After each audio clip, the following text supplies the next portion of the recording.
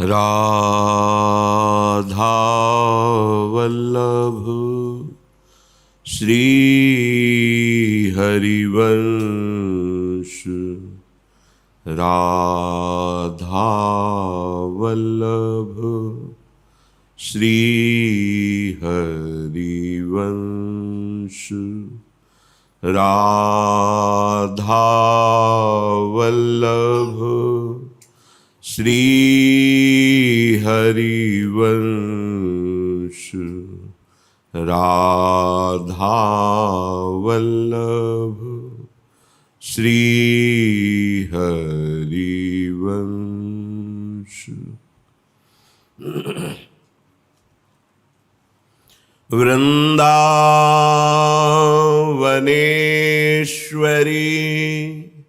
तवैव पदारविन्दम् प्रेमामृतैकमकरन्द रसौघपूर्णम् हृद्यर्पितं मधुपते स्मरतापमुग्रं निर्वापयत् परम शीतलमाश्रयामि। निर्वापयत् परम शीतलमाश्रयामि। राधा राधा राधा राधा।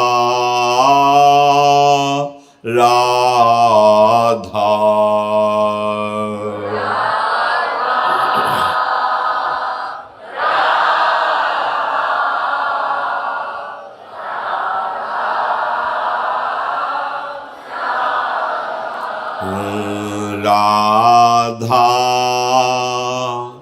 राधा राधा राधा।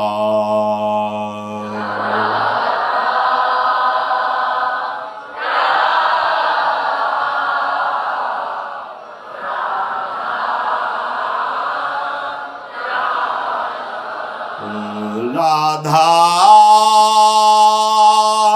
राधा राधा राधा राधा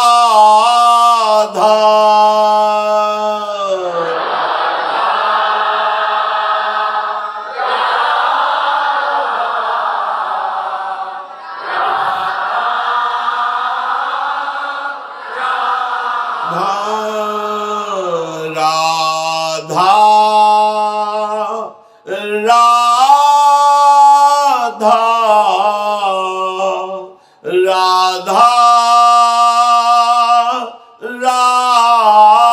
राधा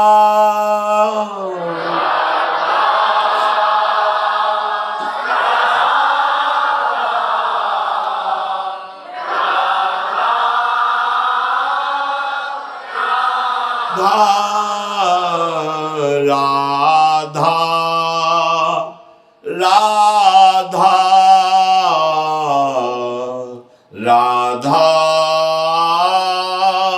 राधा।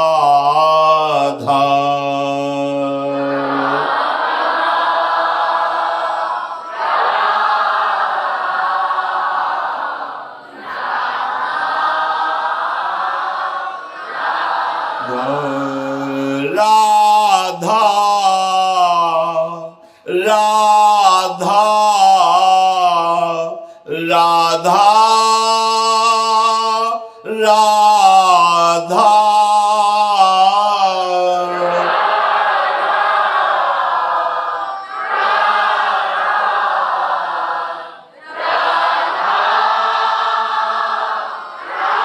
राधा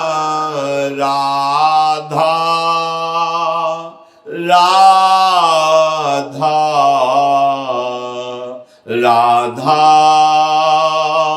राधा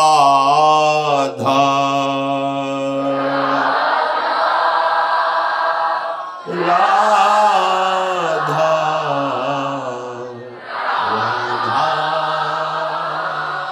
राधा श्री राधा वल्लभ लाल की जय। परम सच्चिदानंद घन प्रेमानंद स्वरूप नवनिभृत निकुंज महामहिम परम पावन श्री वृंदावन धाम, श्री वृंदावन धाम के लाडिले युगल चंद्र श्री श्यामा श्याम समस्त हित परिकर निज परिकर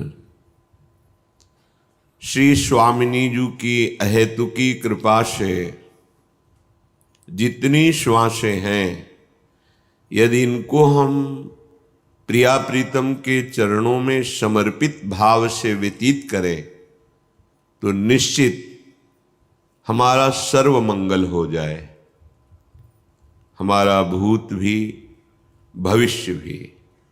वर्तमान की श्वासें प्रिया प्रीतम में लग जाएं। नील कमल की सी कांति जिनके श्रीअंग की है, अनंत ब्रह्मांडों के ऐश्वर्य के जो स्वामी हैं, श्री स्वामिनी जी के श्री मुख की शोभा ऐसे मदन मोहन, विश्व मनमोहन, स्वमन मनमोहन, मुनि मनमोहन इनको मोहित किए हुए हैं। ये शोभा चिदानंद तत्व को आकर्षित किए हुए है। यद्यपि मोहन मोहना इस त्रिगुणात्मिका माया के आकर्षण से तो इनका भजन करने वाले निकल जाते हैं। मोह का बंधन तोड़ करके जो इनका नाम जप करते हैं, वो आब्रह्म स्तंभ पर्यंतम सर्वम मायामयम जगत, वो इस बंधन को तोड़ देते हैं। फिर जिनके नाम की ऐसी महिमा है, उन्हें कोई मोहित कर सके असंभव। एक तत्व है प्रेम, वो इनको मोहित कर लेता है। मोहन को भी मोह सकता है प्रेम। बड़ा आश्चर्यमय प्रेम है। किंचन मात्र जहां भक्तों के हृदय में उदय हुआ तो अखिल ब्रह्मांडों के स्वामी उसकी अधीनता स्वीकार कर लेते हैं। अजित अपने आप को हार जाते हैं उस प्रेमी के हाथ में। और उस प्रेम समुद्र का सार रूप श्री महारानी जी, श्री श्यामा जी श्रीपाद कह रहे हैं, व्याकोश कनक पंकज कोशमिवानंत चंद्रिका वर्षि स्मर राधा मुख मिंदीवर रुचि हरिलोभ सानंद्र मकरंदम। हरिलोभ है, हरि को लुभायमान जो किए हुए है, वह है राधा रूप। अद्भुत, कोई रंग ही नहीं जिससे उपमा दी जा सके, कोई नहीं। देव नारी नाग नारी और नारी तेन होई और की और है, कहीं कोई प्रमाण ही नहीं प्यारी जू के जो रूप का है। इसीलिए जो सहचरियां आचार्य के रूप में प्रकट हुई है, वो स्वयं कह रहे, आगम निगम पुराण अगोचर सहज माधुरी रूप निधिम। जो आगमों में, निगमों में, पुराणों में जिस रूप का वर्णन किया गया है, वो रूप भी जिस रूप में आसक्त हो जाता है, वो रूप हमारी प्रियाजू का है। वहां जो देखा जाता है रूप, वो श्रीहरि का है। प्रताप रूप गुण वैबल श्याम उजागर, जाकी भ्रू विलास बस पसुरु दिन विथकित रस सागर। श्रीपाद कह रहे हैं ऐसे नीलमणि लावण्य समुद्र अनंत वैभव के स्वामी प्रभु श्री हरि श्री प्रियाजू के कनक पंकज जैसी कांति श्रीमुख की, मनो स्वर्णिम कमल, पीत और अरुणिमा लिए हुए गौरवर्ण, पीतारुण क्षयम अनंत तडिल्लता भाम, जो श्री हरि को लुभायमान किए हुए हैं। हे वृंदावन के रसिक जन, हे वृंदावन रजोपसेवी, हे वृंदावन नित्य विहार उपासक, तुम्हारी दृष्टि इसी में लगी रहनी चाहिए। जहां गोविंद के लोचन अतृप्त होकर चकोर की भांति पान करते हैं, अनशन पर भुज दिए बिलोकत इंदु बदन बिबिहोर, करत पान रस मत परस्पर लोचन त्रसित चकोर, तुम्हारी यहां दृष्टि होनी चाहिए। लोक वेद दोनों से परे ये जो प्रेम रस है तुम्हारा हृदय का लक्ष्य होना चाहिए। प्रेम, महाविश्राम, महासुख। पर श्रीपाद कह रहे हैं अतिसाहस माचरितम विरुद्ध गुरु शास्त्र विद्वद्वर्यैः त्वयि वृंदावन वासेन्द्रियवश मप्यतो नहीं त्यजमां। बहुत बड़ी बात कहे। हे वृंदावन, महापुरुष जन सदैव अपने मन को और अपने को लेके बात की है। माम माने मुझे, अतिसाहस माचरितम अर्थात मैं दुस्साहस कर रहा हूं, ऐसा नहीं करना चाहिए। विरुद्ध गुरु शास्त्र विद्वद्वर्य ही है, विद्वत जनों के द्वारा जो सिद्धांत जाना गया है, शास्त्र में वर्णित है, उसी को गुरुदेव वर्णन करते हैं। आज तक कभी भी कहीं भी ऐसा स्वाध्याय करने को नहीं मिला, ऐसा संतों की महिमा में नहीं मिला कि उनके गुरु ने ऐसा आदेश दिया हो जो वो कर न सकते हो। परीक्षा उसी की ली जाती जो पढ़ाया जाता है। अगर कक्षा 5 का विषय पढ़ा गया है तो 6 की परीक्षा का प्रश्न नहीं होगा, 5 की ही परीक्षा का होगा। अगर गुरुजन कोई आदेश करते हैं तो आपकी सामर्थ्य के अनुसार करते हैं। ऐसा कभी नहीं हो सकता कि जो आप नहीं कर सकते उसका आदेश दिया जाए। मेरा दुस्साहस तो देखो, मैं चाहता हूं वृंदावन का ये अद्भुत प्रेम, पर विरुद्ध गुरु शास्त्र विद्वद्वर्य ही है। बड़े बड़े विद्वत जनों के द्वारा जो शास्त्रीय सिद्धांत स्वीकार किया गया, गुरुजन कृपा करके उसका सार हमें उपदेश करते हैं। तो ही वृंदावन, हे वृंदावन आप कृपा करना, क्योंकि ऐसे को आप फिर नहीं रखते हैं। जो शास्त्र वेत्ता विद्वत जन जिन सिद्धांतों का अनुभव करते हैं, गुरुजन उसी को सार रूप में वर्णन करते हैं। हमें पूरा शास्त्र पुराण वेद ग्रंथ ये पढ़ने का साहस भी नहीं है, समय भी नहीं है और बुद्धि भी नहीं कि हम उनका निर्णय कर सके। तो गुरुजन वो अनुभव करके सरल शब्दों में सार बात हमें बताते हैं। पर मेरा दुस्साहस तो देखो, ये दुस्साहस देखकर आप जरूर हमारा त्याग कर देंगे, क्योंकि जो इंद्रियों के वशीभूत होता है वही ऐसा अपराध करता है। जैसा इंद्रियां कहें, जैसे शरीर सुख, अज्ञान बिल्कुल अज्ञान की धरा। इस शरीर को दुलार करते हुए इंद्रियों को भोगों में लगाना अपना सर्वनाश करना है, पर यह समझ में नहीं आ रहा है। जो विद्वत जन है, शास्त्र वेत्ता जन है, गुरुजन है, वो बता रहे, पर हम उनकी बात न मानकर विरुद्ध आचरण करते हैं। शास्त्र के रहस्य को समझना बड़ा कठिन है। एक दिन एक महत्पुरुष पधारे, विद्वान, तो उनका योग्यता ही धर्म है। अपने तो ज्यादा पढ़े लिखे हैं नहीं, श्री जी अपने जो भेजती हैं वही समझ में आता है। अपनी तो समझ बस केवल इतनी है, ठाकुर नंद किशोर हमारे ठकुराइन वृषभानु लली। कोई समझे या न समझे, सबसे हमारी समझ भली, ठाकुर नंद किशोर हमारे ठकुराइन वृषभानु लली। अगर हम योग्यता को धर्म समझ लेंगे तो बहुत बड़ी हानि हो जाएगी। किसी के पास विद्वता की योग्यता है, धन की योग्यता है, बल की योग्यता है, समाज के पदों की योग्यता है, तो क्या वो धर्मात्मा हो जाएगा? क्या यही धर्म का लक्षण है क्या?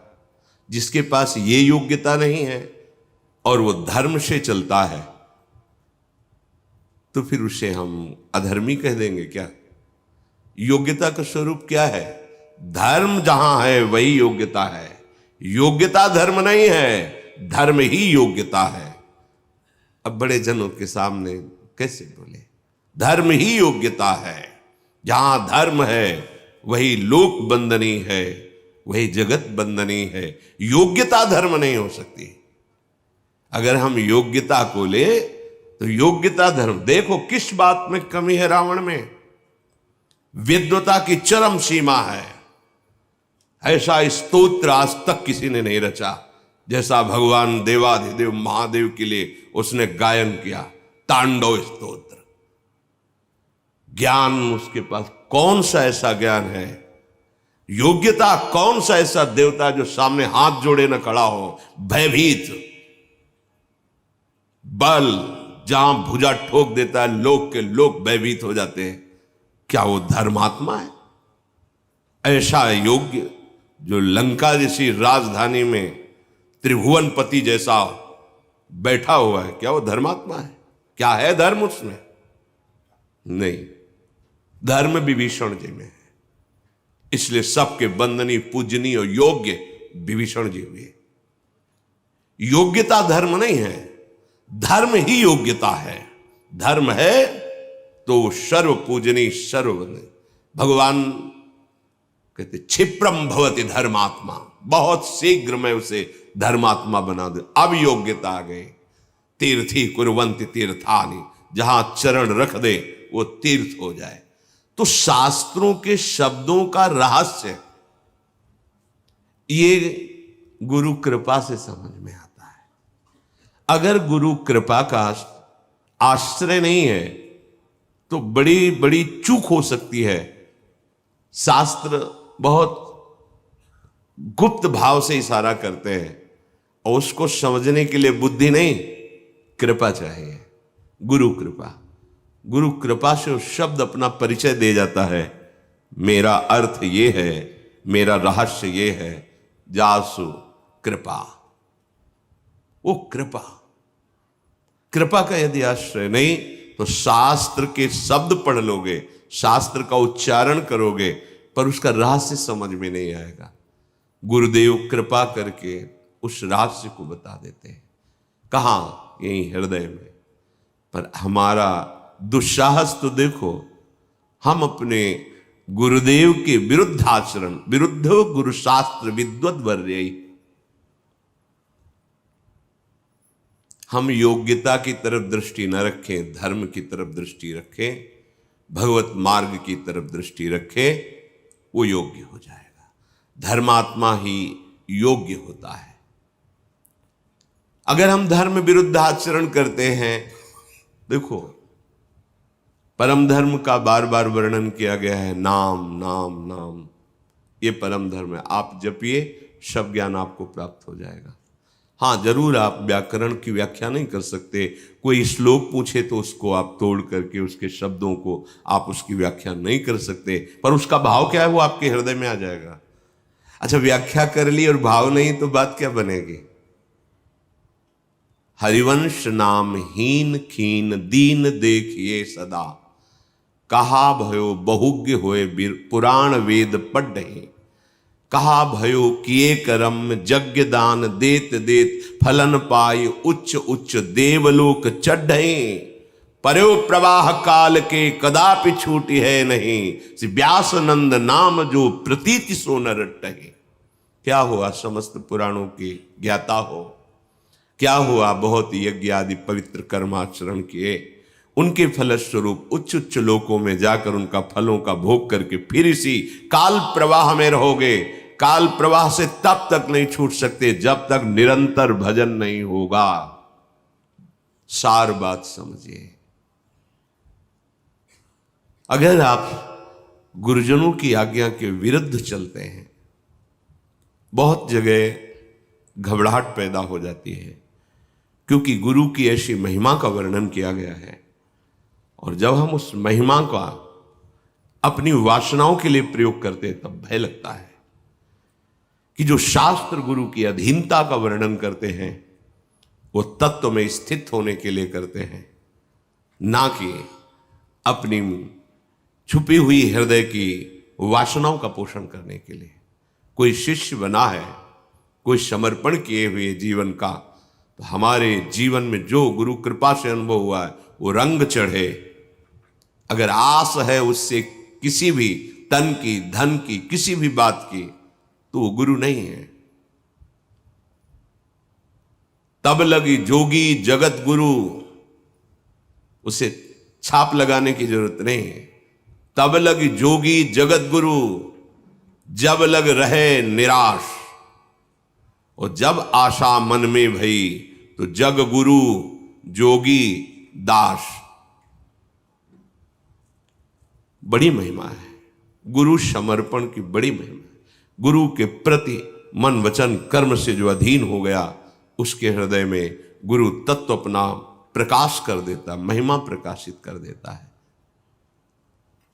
पर सावधानी की जरूरत है। गुरु के प्रति जो समर्पण है, गुरु की जो आज्ञा है, उसका जो स्वरूप है, वो शरीर, मन, जितनी भी आपके अंतःकरण की वृत्तियां, उन सब को एकमात्र प्रिया प्रीतम में समर्पित करने के लिए है।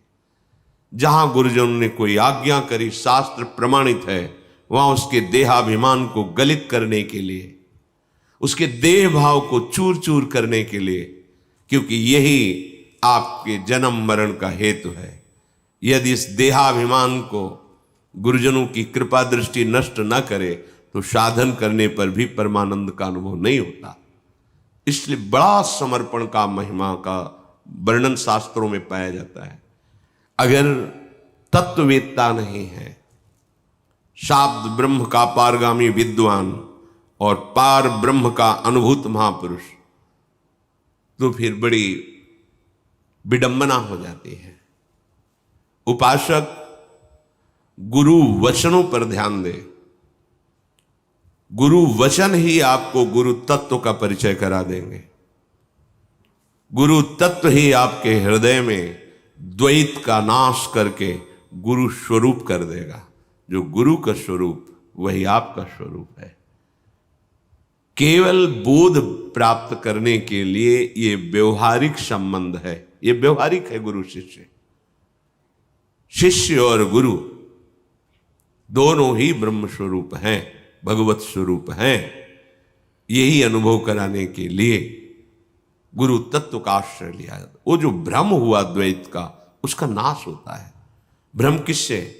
शरीराभिमान से, अंतःकरण इंद्रियों का विषयों के सेवन से, स्वभाव बिगड़ जाने से। इन्हीं का समर्पण का तात्पर्य है। जैसे हम अपने आप को पूरे डॉक्टर के अधीन कर देते हैं। जहां आपको ऑपरेशन लगे ऑपरेशन कीजिए, जहां इंजेक्शन लगा दीजिए, जो औषधि आपको देनी हो, जो परहेज आप बताएं, बस ये रोग नष्ट हो जाना चाहिए। बस स्वस्थ हुआ तो जो गुरु वही आप, क्योंकि द्वैत तत्व है ही नहीं, अद्वैत तत्व, सर्वान वस्तुतया निरीक्ष परम स्वाराध्य, ये व्यवहार है। प्रणाम, नमस्कार, स्तुति, वंदना, ये अपनी आत्मस्वरूप की ही हो रही, किसी दूसरे की नहीं हो रही। यही परिचय प्राप्त हो जाएगा आगे चल करके। पर हमारा दुस्साहस तो देखो, हम अपने गुरु के विरुद्ध आचरण करते हैं। तो ही वृंदावन, हे वृंदावन, हमने सुना है आपका स्वभाव कि फिर ऐसे को आप त्याग देते हैं। वासेन्द्री वशमप्यतो न ही त्यजमाम। अगर ऐसा हमसे दुस्साहस हो जाए, इंद्रियों की अधीनता स्वीकार किए, अर्थात इंद्री हमको जहां जैसा चाहती है वैसा करवा रही, तो गुरु के विरुद्ध आचरण बन रहा, पर आप कृपा करना, न ही त्यजमाम, मुझे त्याग मत देना, नहीं तो मेरे पास और कोई सहारा नहीं, न साधन बल है, न शास्त्र सम्मत आचरण है, न हम गुरुजनों की आज्ञा पालन। पर हे वृंदावन, तुम कृपा करके मत त्यागना, क्योंकि हमने सुना कि आपका यह स्वभाव है कि ऐसे को आप त्याग देते हैं। वैष्णव अपराधी, गुरुद्रोही कदापि नहीं। इस रस की तो बात जाने दो, यहां प्राण छूटना मुश्किल हो जाएगा, किसी न किसी विघ्न से भागना पड़ेगा। तो कह रहे न ही त्यजमाम, आप करुणा करना। कभी हमारे जीवन में यदि गुरु विरुद्ध आचरण बन जाए तो आप भले यही हमें दंड दे देना, पर हमारा कभी त्याग मत करना। त्वयि कृत कुकर्म कोटेरपि चांडालान महाधमस्यास्य ईशोऽपि नैव शरणं हा वृंदारण्य किं विधास्यसि मे। हे वृंदावन, बड़ा चांडाल जैसा स्वभाव हो गया है, बड़ी अधमता आ गई है। क्या? बस भोगों में सुख ढूंढना, यही है जो हमारी निकृष्टता है, नीचता है, अधमता है, वो बहुत गिरती हुई चली जा रही है। मलिन अंगों में, भोगों में सुख की बुद्धि हो जाना, कैसे कैसे उसको समझावे। नाम जप करो, बुद्धि पवित्र हो तो थोड़ा समझ में आवे, कहां सुख है, कैसा सुख है, क्या है। अरे अभी सुख जानते हो, रोम रोम पुलकित हो जाएगा हृदय, परमानंद में ना कोई शोक, ना कोई चिंता, ना कोई भय, ना अन्य कोई स्मृति। देखो, जैसे सुषुप्ति में होते हो तो जो आपको एक जगने पर सुखानुभूति होती है, उसका प्रधान कारण होता है संसार का विस्मरण। गहरी नींद में जो तुम्हें इंद्रियों में बल, शरीर में नवीन चेतना और एक सुखाभास होता है तमोगुण जनित नींद में, उसका कारण है उतने घंटे संसार का विस्मरण रहा। और आप विचार करो, कहीं जागृत अवस्था में भगवत स्मृति के प्रभाव से सुषुप्ति जैसी स्थिति हो कि संसार का विस्मरण, देह का विस्मरण, क्रियाओं का विस्मरण, उसी को समाधि कहते हैं। जैसे सुषुप्ति में क्रियाहीन, चिंतनहीन, ऐसे जागृत अवस्था में जागृतिक क्रियाओं की कर्तृत्व भाव का लीन हो जाना और भगवत स्वरूप स्मृति में तन्मय, वो समाधिस्थ पुरुष है। शरीर चाहे क्रियारत हो और चाहे क्रिया रहित हो, हर स्थिति में वो सम अवस्था को प्राप्त भगवत स्मृति, महासुख। पर त्वयीकृत, आपके प्रति जो हमें करना चाहिए वो तो कर नहीं पा रहा हूं। क्या? हे वृंदावन धाम, आपके प्रति करना चाहिए कि अब ये जीवन वृंदावन को दिया, वृंदावन के नाम कर दिया, तो हमारे हृदय में सुमिरन वृंदावनाधीश्वर युगल सरकार का हो, हमारी चेष्टाएं उनको प्रसन्न करने के लिए हो, हमारी वाणी उनके गुणों का गायन, क्योंकि हम बिक चुके हैं। बिना बिके ये रस नहीं मिलता है। जैसे रूप लाल हित हाथ बिकानी, निधि पाई मन मानी। अगर संसारिक कोई धन आपको दे दे, अच्छी धनराशि, तो आप जीवन भर उसके सामने झुक करके रहेंगे, बहुत बड़ा। और अनंत ब्रह्मांडों के ईश्वर को जो आपके अधीन कर दे, वो मंत्र गुरुदेव ने दे दिया, नाम दे दिया। अनंत वैभव छुपा हुआ है इसमें, जितना स्मरण करोगे उतना ही वैभव प्रकट होता चला जाएगा। इसके बदले में तुम गुरु को क्या दे सकते हो? क्या दे सकते हो? वही तुम्हारी आत्मा है, तो तुम दे ही क्या सकते हो? बस उनकी बात मान ली, यही उनकी प्रसन्नता का हेतु होता है, और क्या दे सकते हो? पर मेरा साहस देखो कि त्वयि कृत, जो आपके प्रति करना चाहिए वो मैं नहीं कर पा रहा हूं। कुकर्म कोटिरपि, करोड़ों प्रकार के कुकर्म का चिंतन, कुकर्म की चेष्टा। चांडालान महाअधमस्यास्य, देखो मैं कितना अधम हूं, कैसी मेरी चांडाल प्रकृति है। बस सांसारिक भोगों का चिंतन। देखो आप छोड़ के देखो, मंत्र नाम का प्रभाव छोड़ के देखो, ये भाग जाएगा तुरंत इंद्रियां मन विषयों में, वही गंदी बातें। कभी ये लीला चिंतन करती, प्रभु ने क्या कहा, प्रभु का रूप कैसा, प्रभु की लीला, कभी नहीं। इनको छोड़ो, बस वही किसी व्यक्ति, वस्तु, स्थान, शरीर, भोग, इन्हीं का चिंतन करेंगे। हे नाथ, ईशोपि नैव शरणम, जो इस जगत का ईश्वर है, मैं कभी उसकी शरण में नहीं हुआ, पर आपकी महिमा सुनी। हा वृंदारण्य किम विधास्यस्य में, क्या आप मेरे लिए कोई ऐसा विधान नहीं करेंगे कि मेरा भी कल्याण हो जाए? भाव क्या है कि जो करोड़ों प्रकार से कुकर्मरत है, जिसका स्वभाव चांडालवत हो गया है, जो कभी भगवान की, प्रभु की शरण में नहीं हुआ, ऐसा व्यक्ति भी यदि वृंदावन का आश्रय ले ले, वृंदावन की कृपा का भाजन बन जाए, तो जो अत्यंत दुर्लभ प्रेम रस है वो वृंदावन प्रदान कर देता है। कैसे? वृंदावन कृपा करके किसी न किसी महापुरुष का संग आपको देगा, ये धाम का प्रभाव है। यहां बिस्तरे सब जग विमल कीरति, साधु संगति ना टरे, बास वृंदा विपिन पावे, तो श्री राधिका जो कृपा करे।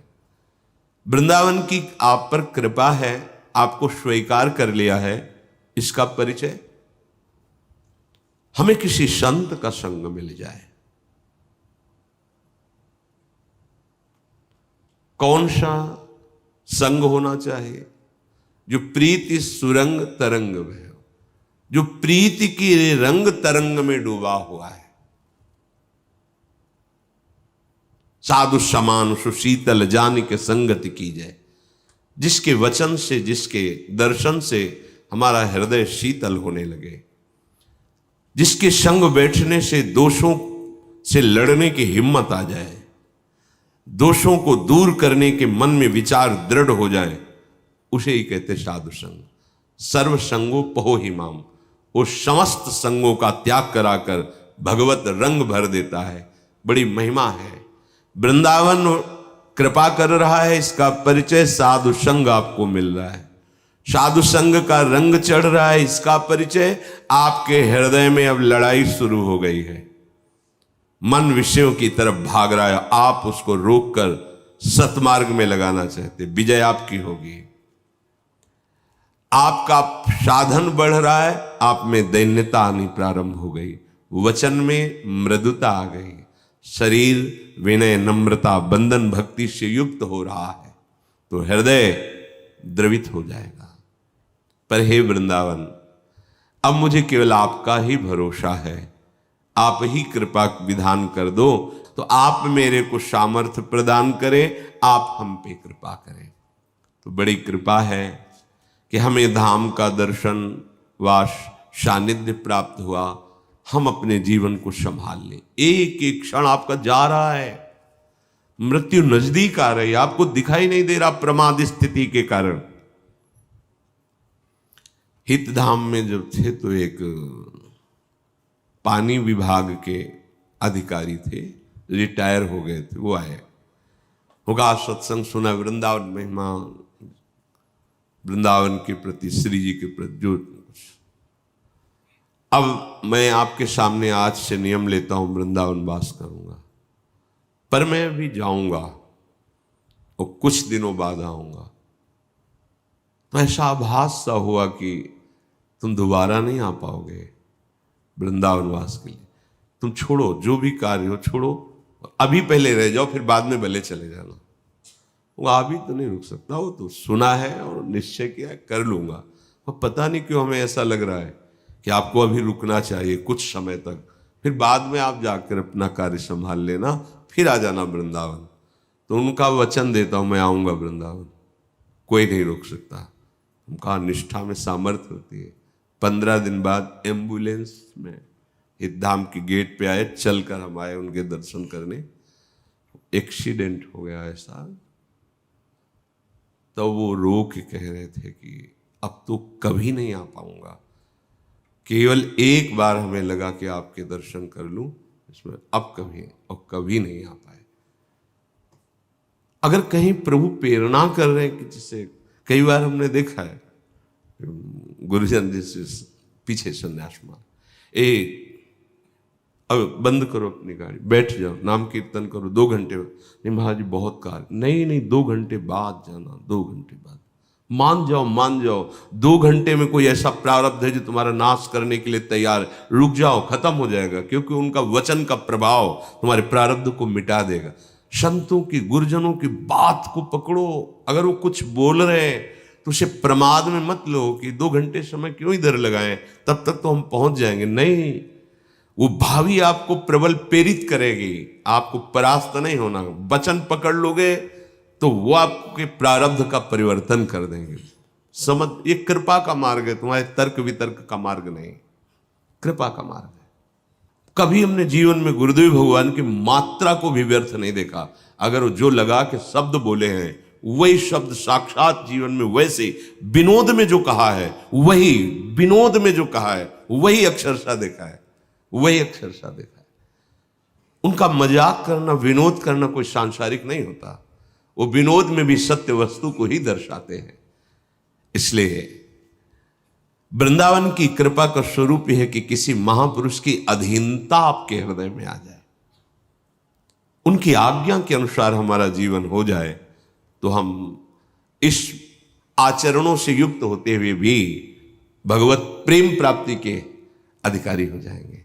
ऐसे ऐसे जैसे कह रहे, कुकर्म कोटि कोटिरेपि चांडालान महाअधमस्यास्य विरुद्ध गुरु शास्त्र विद्वद्वर्ययि वासेन्द्रिय वशमप्यतो। इंद्रियों के वशीभूत, शास्त्र गुरु की जीवन भर आज्ञा उल्लंघन करने वाले, अधर्माचरण करने वाले, विषयी कोटि कोटि अपराध करने वाले, ऐसे को भी यदि वृंदावन स्वीकार कर लेता है तो उसे सत्संग प्रदान करता है। सत्संग के वचनों को स्वीकार कर लो तो ये सब भस्म हो जाएंगे। जैसे जागने से घोर दुखद स्वप्न नष्ट हो जाता है। मानो आप जैसे समुद्र में डूब रहे हैं स्वप्न में, अब क्या उपाय है? लाखों नाव लगा दी जाए, तैराक, तो आपको कोई फर्क पड़ेगा क्या? क्योंकि आप जहां डूब रहे हैं वहां ना नाव पहुंचेगी ना तैराक पहुंचेगा। वहां एक ही उपाय है, आपको केवल जागृत अवस्था ला दी जाए, बस आप भय से मुक्त हो जाएंगे। ठीक ऐसे ही जितने भी कुकर्माचरण अधर्माचरण हुए वो अज्ञान अंधकार में हुए। आपके अंदर केवल ज्ञान का प्रकाश की जरूरत है। वो ज्ञान का प्रकाश अज्ञान तिमिरांधस्य ज्ञानांजन शलाकया चक्षुरुन्मीलितम मेन तस्मै श्री गुरुवे नमः। खत्म। न नाव की जरूरत है, न तैराक की जरूरत है, न एक बूंद पानी, और डूब रहे थे समुद्र में। केवल वो जगते ही सब खत्म। जय जाने जग जाए हेराई, जागे जथा स्वपन भ्रम जाई। प्रार्थना है शास्त्र सम्मत, शास्त्र अनुभूत गुरुदेव के वचनों को जीवन मान लीजिए, अवहेलना मत कीजिए। अपने को विद्वान समझकर, ज्ञानी समझकर अगर जरा भी अवहेलना की तो ये वही मन बुद्धि है जो तुम्हें आज तक माया में फंसाए रखे। गुरुदेव के वचन भले आपको लगते हो कि हमें बहुत शास्त्रों का ज्ञान है, पर ये तो बहुत हल्के वचन, वो हल्के वचन ही तुम्हें हल्के कर देंगे। तुम्हारा पाप का बोझ, अज्ञान का बोझ सब नष्ट कर देगा। बस वचनों को मान लो। प्रायः देखा जाता है लाखों लोग गुरु बनाने के लिए तैयार हैं, लेकिन गुरु की बात मानने के लिए 10 मिलना मुश्किल है। गुरु मानने के लिए लाखों तैयार हैं, पर गुरु की बात मानने के लिए 10 तैयार नहीं है। कैसे कल्याण होगा? तुम गुरु मानो या न मानो, तुम केवल बात मान लो। वही है सच्चा शिष्य जो संतों की बात मान ले, भगवान की बात मान ले। अगर भगवान का अनुशासन, उनकी बात, उनकी आज्ञा नहीं मानते, कैसे शरणागत हो? गुरुदेव का अनुशासन, गुरुदेव की आज्ञा नहीं हो, कैसे आप शिष्य हो? ये जीवन परम धन्य करने के लिए अभिमान गलित होना अत्यंत आवश्यक है। अभिमान गलित करने का अन्य कोई उपाय आज तक समझ में नहीं आया, एकमात्र गुरुदेव के अनुशासन में रहना। चाहे जहां रहो, देश विदेश कहीं भी, उनके वचन अनुशासन में रहो, माया तुम्हें परास्त नहीं कर पाएगी। चलते हैं। काकभुषुंड जी से गरुड़ जी महाराज 7 प्रश्न किए थे। 6 प्रश्नों का पीछे उत्तर हो गया था। 7वां प्रश्न था कि प्रभु आपने कहा मानस रोग ये प्रायः सबको कष्ट देते हैं, तो मानस रोग किसे कहते हैं? क्या है मानस रोग का स्वरूप? तो सुनहु तात अब मानस रोगा, जिनते दुख पावहीं सब लोगा। मोह सकल व्याधिन कर मूला, तिनते पुनि उपजहि बहुशूला। काम बात कफ लोभ अपारा, क्रोध पीत नित छाती जारा। काकभुषुंड जी ने गरुड़ जी से कहा कि हे तात, अब मानस रोग सुनिए, जिनसे प्रायः सब प्राणी दुखी रहते हैं। मानस रोग का जो जड़ है, मूल है, वो मोह है। मोह मोह सकल व्याधिन कर मूला।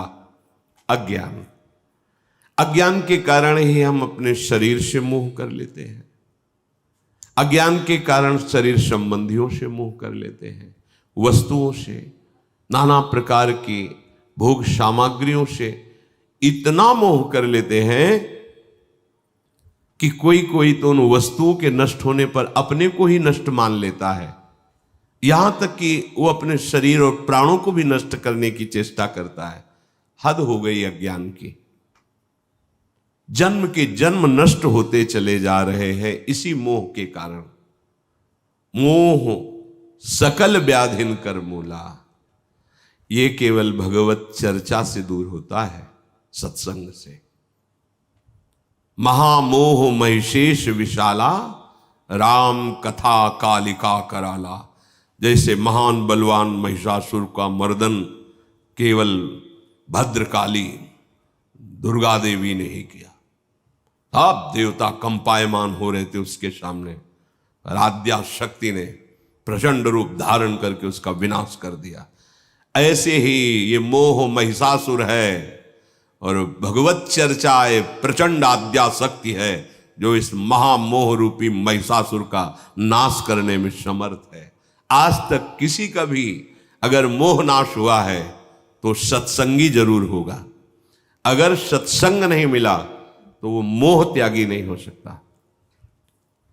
भेष परिवर्तन कर सकता है, भेष बदल लिया, पर पूरा वैसे ही है, वही सांसारिक राग भरा हुआ है। सांसारिक राग और मोह का नाश भगवत प्रेमी महात्माओं के श्रीमुख से निकले हुए भगवत रहस्यों के, भगवत तत्व ज्ञान की बातें सुनने से मोह का नाश हो जाता है। भगवत महिमा सुनने से मोह का नाश हो जाता है। स्वयं देखो, गरुड़ जी को मोह हुआ था, भ्रम हुआ, ज्ञान, लेकिन काकभुषुंड जी के सानिध्य में पहुंचते ही खत्म हो गया। ये मोह अगर भगवत चर्चा ना सुनी जाए, महापुरुषों का संग करके सत्संग का रंग न चढ़ाया जाए, तो बड़ी पोल बनी रहती है, अंदर पुलाई बनी रहती है। वो उसको थोड़ी दिखाई देती है जिसके होती है।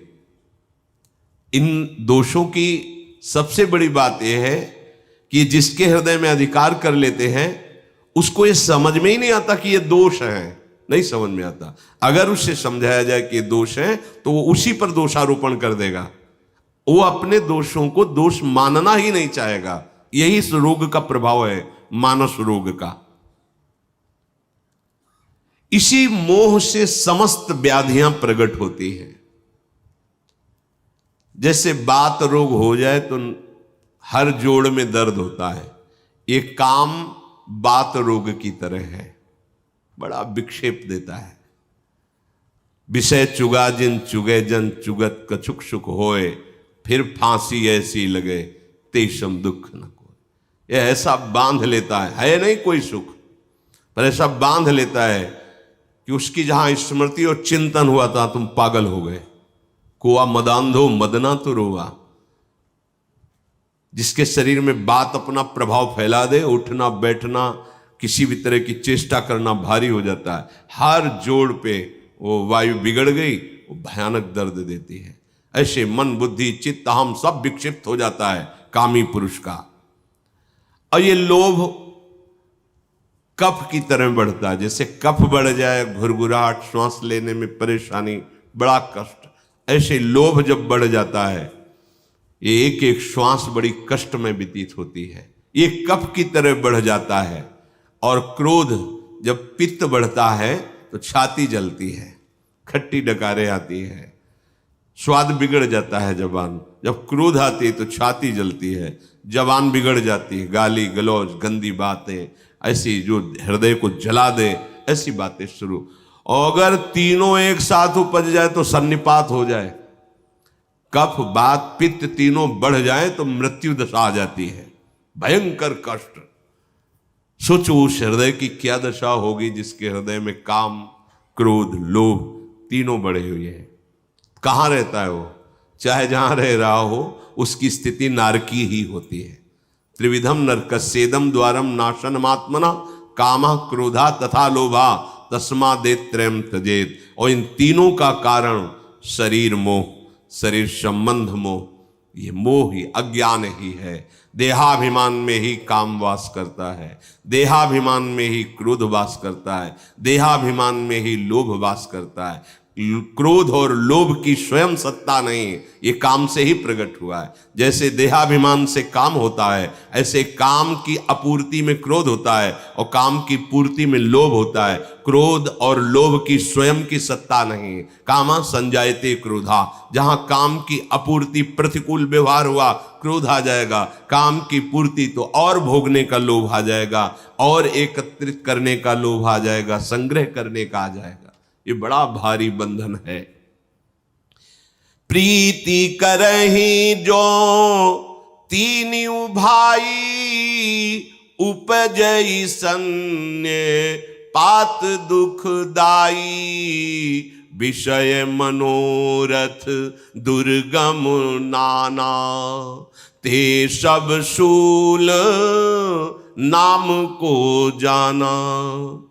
हे गरुड़ जी, यदि तीनों एक साथ हृदय में प्रकाशित हो जाए तो सन्निपात हो जाता है। वो जिंदा मुर्दे के समान रहता है। जिन हरि भगति हृदय नहीं आनी, जीवित सौ समान ते प्राणी। कोई विचार नहीं, कोई धर्म नहीं, बस जैसे भूतावेश ऐसे काम क्रोध लोभ के मारे पूरी त्रिभुवन में भटकते घूम रहे, कहीं विश्राम नहीं मिल रहा। बड़ी निकृष्ट बुद्धि हो जाती है। इन तीनों में से किसी का एक का प्रभाव बढ़ जाए, फिर अगर तीनों बढ़ जाए तो सन्निपात, वो मृत्यु दशा जैसा प्रतिपल दुख भोगता रहता है। हे भाई,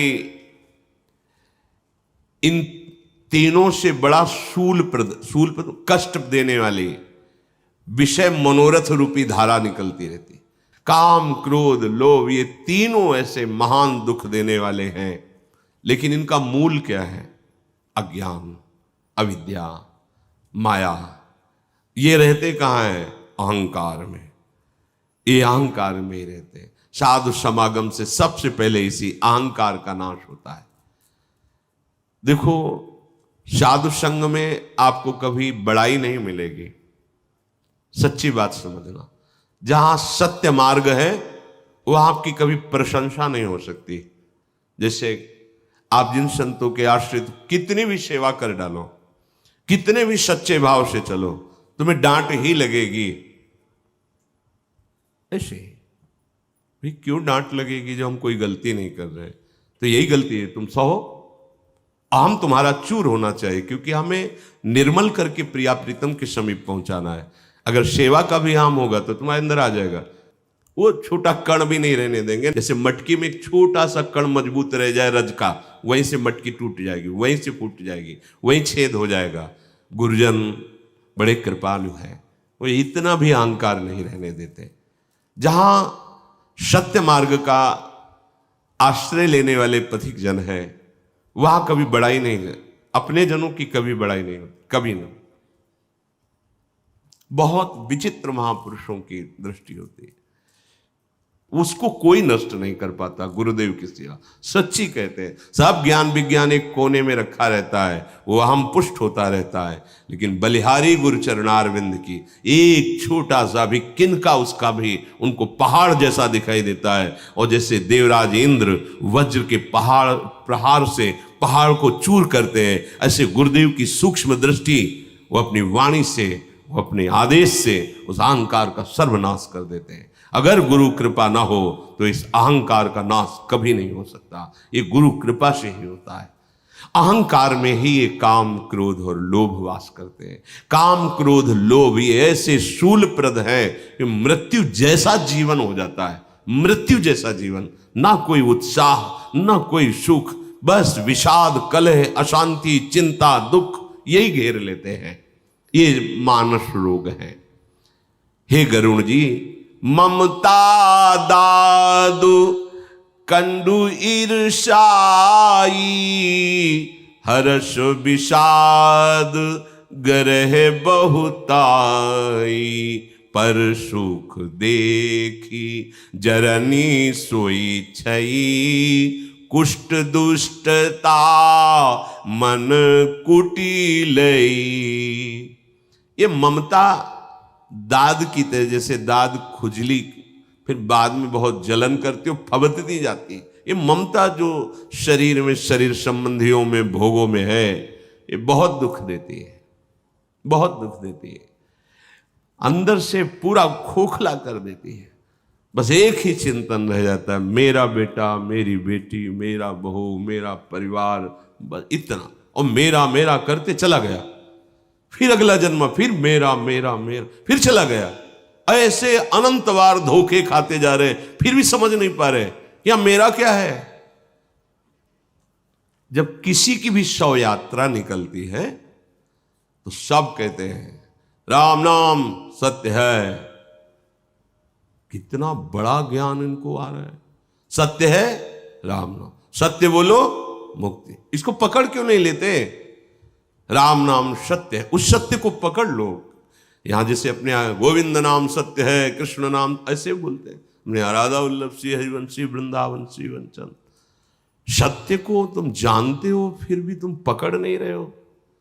अंदर खोखला होता जा रहा है शरीर, आयु नष्ट होती जा रही, विचार क्षीण होते जा रहे, शोकग्रस्त होते जा रहे हो, कोई तुम्हारा नहीं।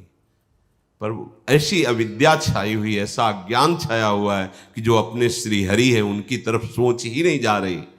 ये ममता बहुत बड़ी खुजली है, पूरा जीवन निकल जाता है, ये कभी शांत नहीं होती। ये हर्ष और विषाद, अनुकूलता हुई तो हर्षित हो गए, प्रतिकूलता हुई तो विषाद हो गए। एक क्षण में हर्ष और शोक घेर लेते हैं। बड़ी विचित्र दशा है।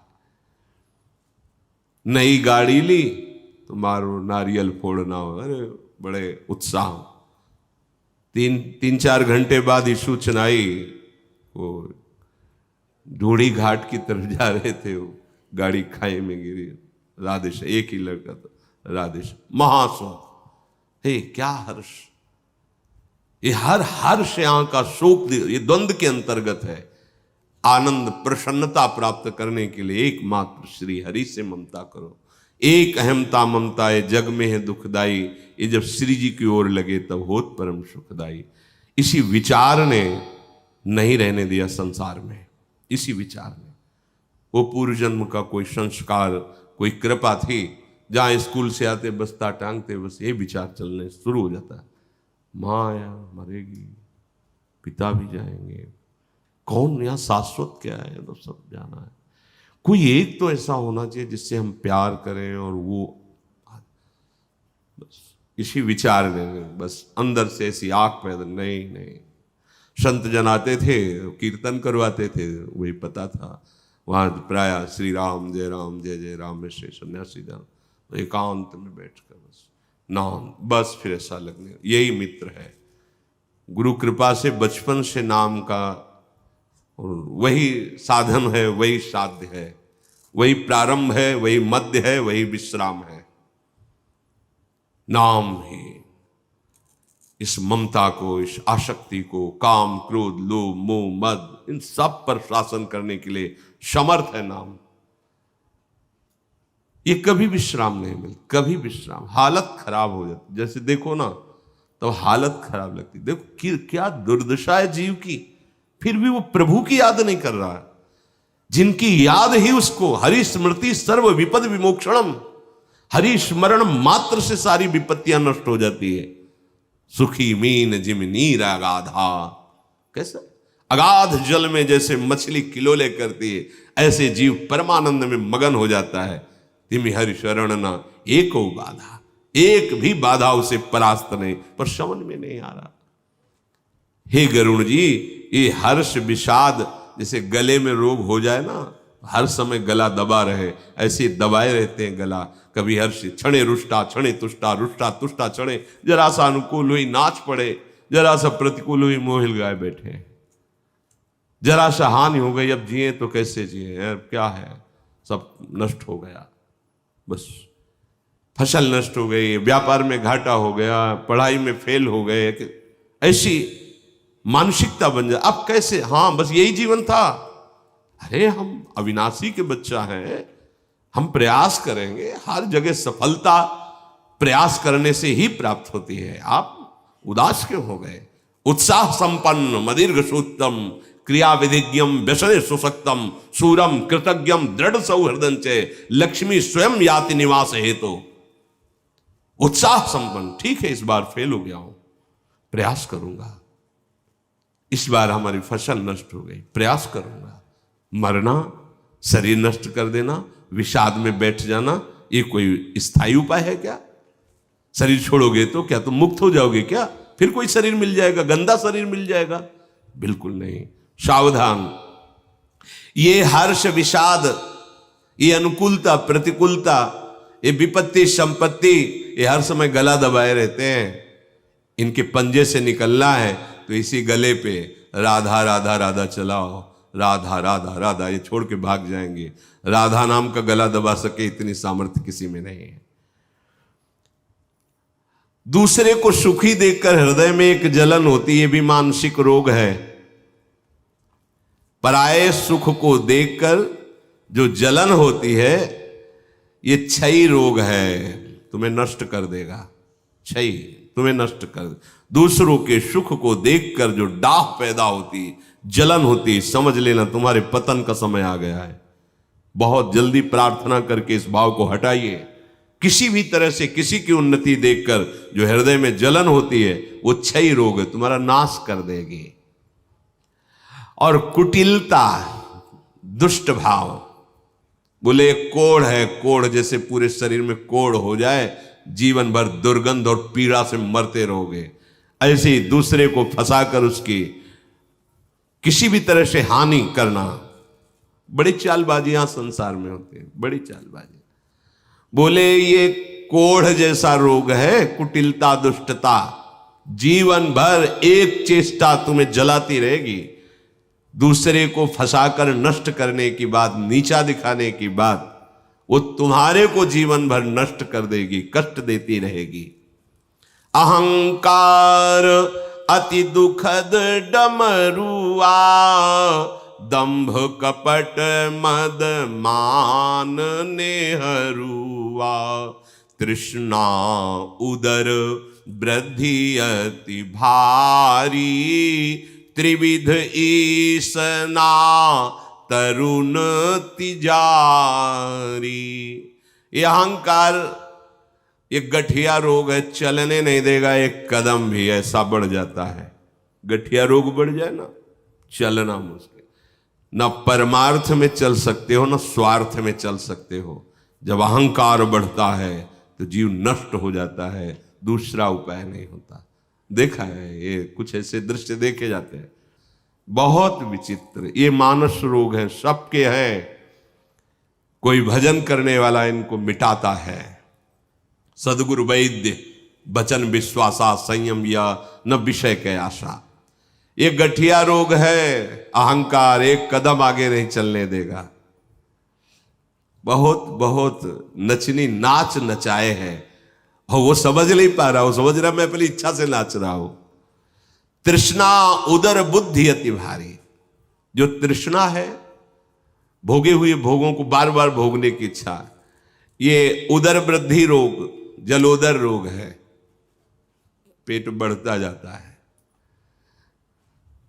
कई लोग ऐसे होते हैं कि पता नहीं कहां जाता रहता है भोजन, दिन भर पाते रहे तो भी उनका ऐसे ही तृष्णा है, कभी तृप्त नहीं होगे, कभी तृप्त नहीं।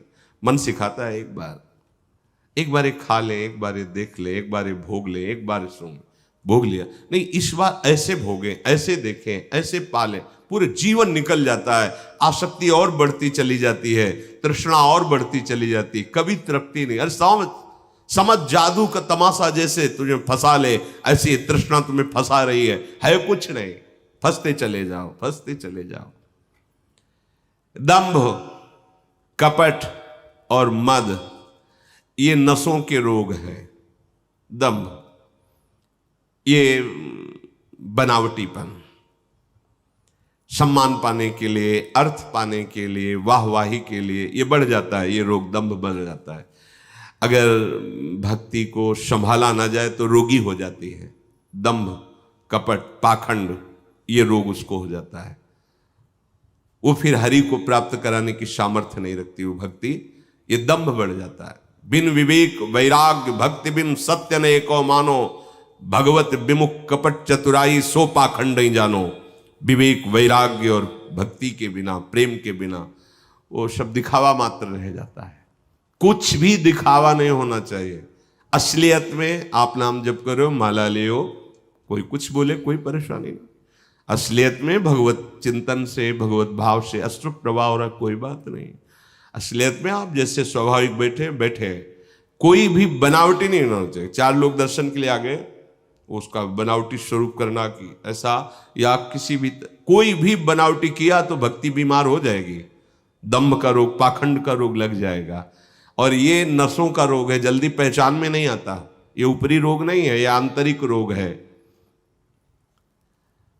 3 प्रकार की इच्छाएं, ये तिजारी है, प्रबल बुखार है, पीड़ा ही देता रहेगा।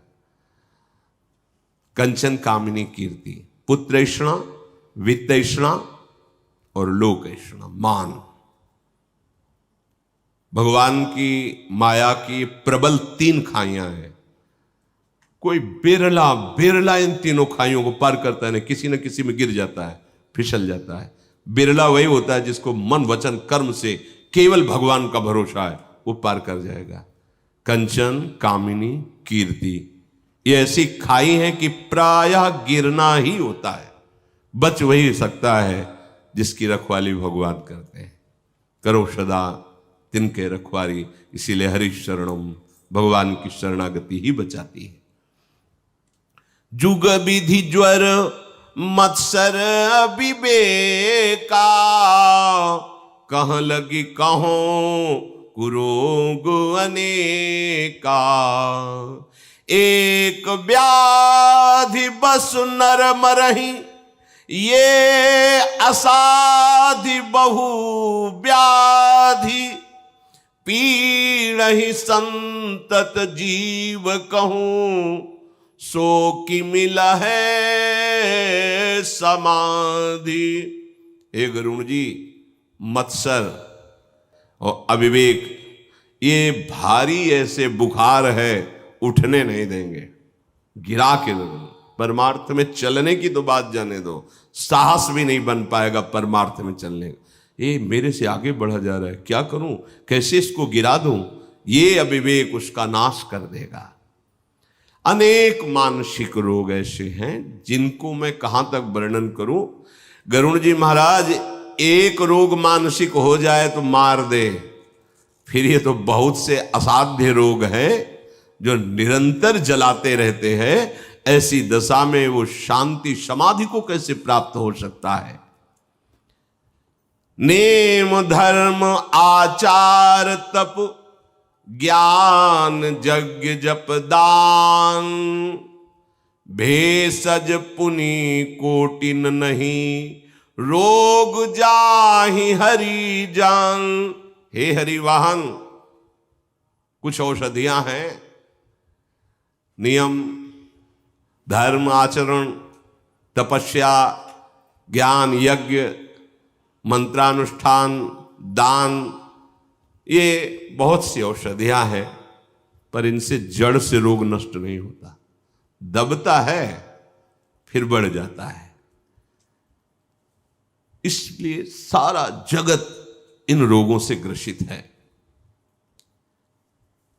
लक्षण के हमारे अंदर रोग है, बोले शोक, हर्ष, भय, प्रीत, वियोग, दुख, संकट, विषाद, चिंता।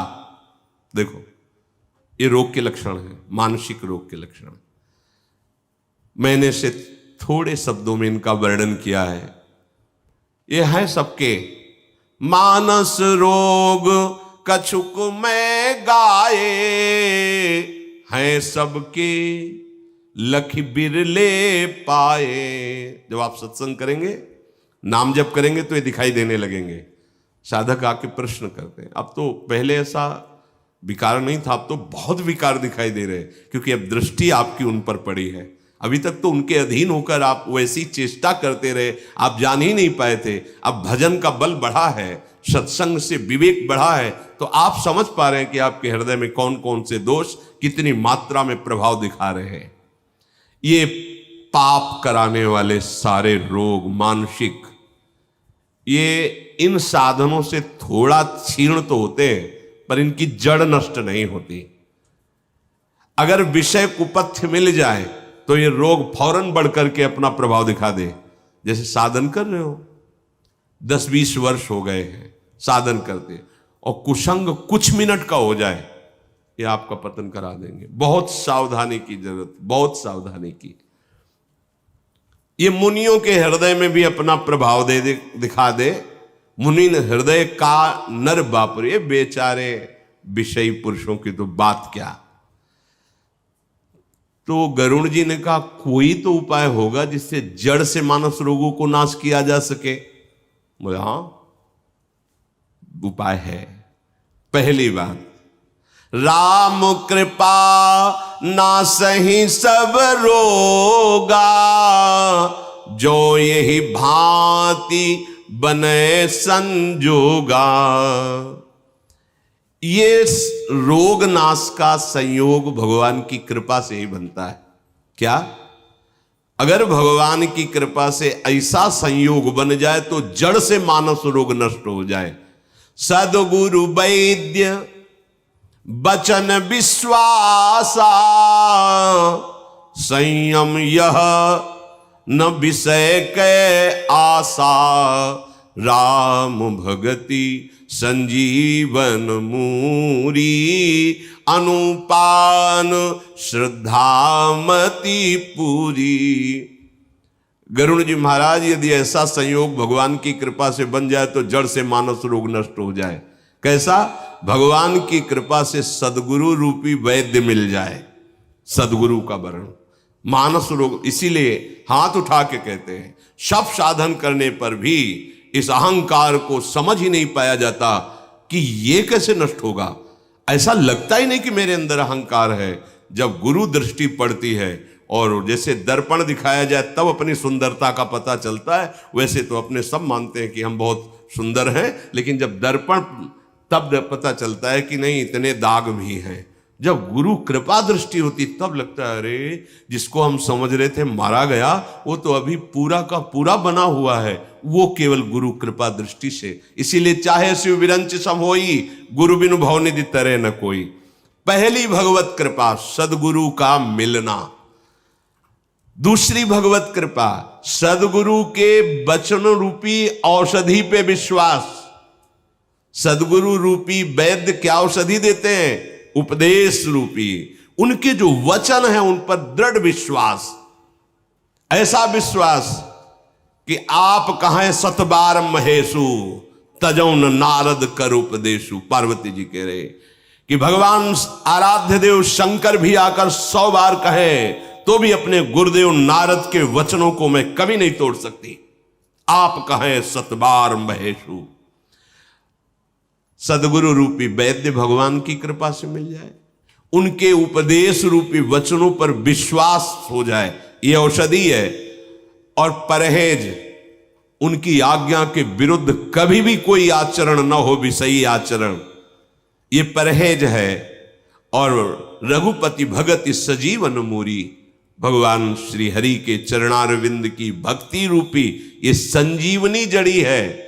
अनुपान श्रद्धा मति पूरी, पूर्ण श्रद्धा के साथ इसका सेवन करना मानो दवा का लेना है। श्रद्धा, जैसा बोला जाए वैसे ही स्वीकार कर लेना बिना क्यों में तर्क के, उसे श्रद्धा कहते हैं। महाराज यदि ऐसा संयोग बन जाए तो जड़ से मानस रोग नष्ट हो जाए, नहीं तो और कोई करोड़ों प्रयास करो ये मानस रोग जाने ना ही जतन कोटि नहीं जाई। कर लो कोई करोड़ों प्रयास, मानस रोग नष्ट होने वाले नहीं। कैसे नष्ट होंगे? भगवान की कृपा से सदगुरु का वरण, सदगुरु के वचन रूपी उपदेश रूपी औषधि पर दृढ़ विश्वास, परहेज, उनके विरुद्ध कभी कोई आचरण न करना, विषय सेवन न करना। ऐसे परहेज से चलोगे, श्रद्धा, विश्वास, समर्पण, तो जड़ से ये मानस रोग उनकी कृपा दृष्टि से नष्ट हो जाएंगे। कैसे जाना जाए कि हमारा रोग नष्ट हो रहा है? तो बोले जानी तब मन बिरुज गोसाई, जब उर्बल विराग अधिकाई, सुमति क्षुधा बाढ़ई नीत नई, विषय आस दुर्बलता गई, विमल ज्ञान जल जब सुनहाई, तब रह राम भगति उर्छाई, शिव अज सुख शनकादिक नारद, जे मुनि ब्रह्म विचार विशारद। तब जानना चाहिए कि अब हमारा रोग नष्ट हो रहा है, जब गुरु की अधीनता, उनके वचन के अनुसार आचरण, निरंतर भक्तिमयी उपासना, तो तुम्हारे हृदय में किसी भी भोगों के सानिध्य में भी भोगने की जब इच्छा न रहने लगे, तब जाने अब स्वस्थ हो रहे हैं। तुम्हारे हृदय में भूख बढ़ने लगे किसकी? भगवत चर्चा सुनने की, नाम जपने की, दूसरों को मंगल सुख प्रदान करने की, जानो रोग नष्ट हो रहा है। विषयों की आशा ये खत्म हो रही है, एकमात्र आशा लग रही कब प्रभु को देखूं, कब प्रभु के प्रेम को पाऊं, कब प्रभु के जस को सुनकर रोऊं, कब प्रभु के सामने नाचूं गाऊं। केवल हमारा जीवन प्रभु के लिए, रोग नष्ट हो रहा है। इस भावना में सुंदर ज्ञान का प्रादुर्भाव होता है, मानो सुंदर स्नान कर लिया। हे गरुड़ जी महाराज, उसके हृदय में प्रेममयी भक्ति छा जाती है। भगवान शंकर, ब्रह्मा जी, सुखदेव जी, सनकादि जी, नारद जी और जितने भी ब्रह्म ऋषि हैं, निपुण मुनि हैं, सबका एक ही मत है कि गुरुदेव के आज्ञा के अनुसार जीवन चलाते हुए भगवत भक्ति में आपका चित्त डूब जाए, सब बात बन गई।